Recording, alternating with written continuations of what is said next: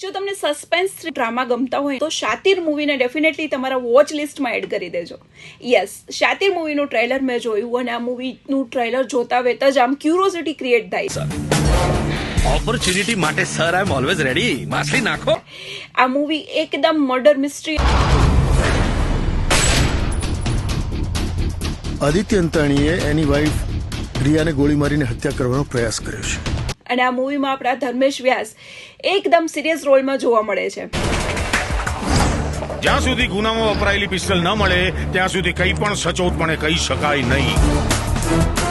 એણે નાગના દરમાં હાથ નાખ્યો છે એટલે ડંતો વાગશે જ. કહેવું બહુ સહેલું છે પણ સાબિત કરવું બહુ અઘરું છે મિસ ભૂમિકા.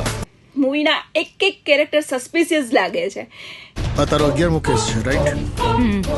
અને હજી સુધી તું એક પણ કેસ હારી નથી. આ કેસ પણ હું જ જીતીશ, કારણ કે હું કેસ લડવા માટે નહીં, જીતવા માટે લડું છું. મતલબ કે યુ કાન્ટ જજ કે કોને આ મર્ડર કરેલું હશે.